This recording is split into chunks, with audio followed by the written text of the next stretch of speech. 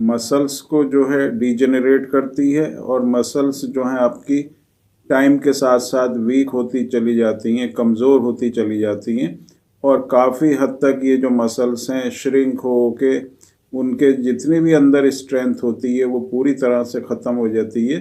जब ये कंडीशन आ जाती है तो जिसको मस्कुलर डिस्ट्रॉफी होती है तो उसको चलने में, उठने बैठने में और यहाँ तक कि हिलने में भी प्रॉब्लम होती है। जैसे जो दूसरी एक्टिविटी होती है जैसे दौड़ना,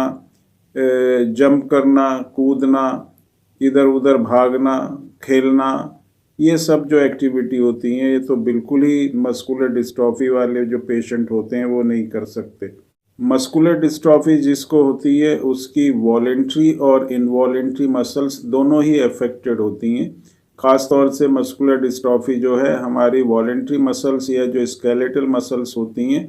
उनको वीक करती है और ये जब प्रॉब्लम बढ़ती है तो जो इनवॉलेंट्री मसल्स होती हैं जैसे कि हार्ट मसल्स या दूसरी जो हमारा डायफ्राम होता है लंग्स के नीचे जो सपोर्ट होती है उसकी मसल्स को भी वीक करती हैं। डाइजेशन स्लो हो जाता है, कॉन्स्टिपेशन होने लगता है, ब्रेन जो होता है वो वीक हो जाता है और जो इंटरनल ऑर्गन्स होते हैं वहाँ की मसल्स भी बहुत ज़्यादा वीक हो जाती हैं।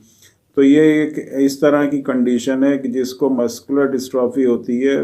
वो आहिस्ता आहिस्ता जो है उसकी पूरी बॉडी के ऊपर इसका इफ़ेक्ट पड़ता है और जब इंटरनल ऑर्गन्स की मसल्स वीक होती हैं तो बहुत ही एक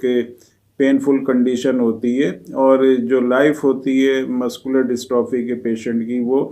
जो है जो उसका एक नॉर्मल लाइफ होती है उससे बहुत हद तक कम होने लगती है क्योंकि इंटरनल मसल्स अगर वीक होंगी तो इसका इफ़ेक्ट हमारी लाइफ के ऊपर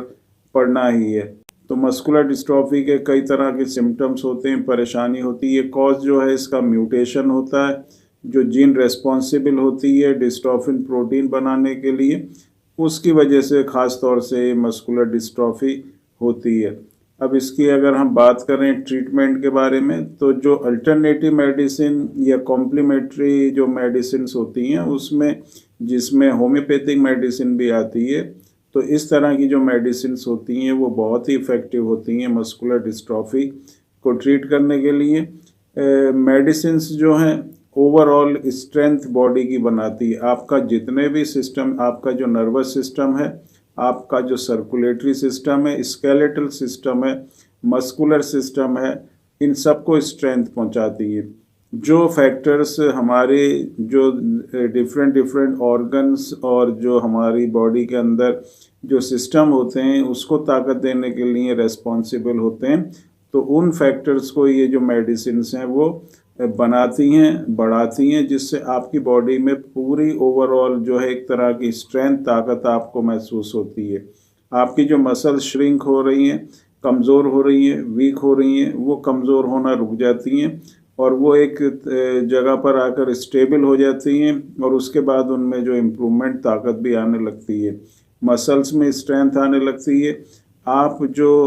छोटे छोटे काम अभी तक नहीं कर पा रहे थे अब वो आप करने लगेंगे। इन मेडिसिन्स को अगर आप यूज़ करेंगे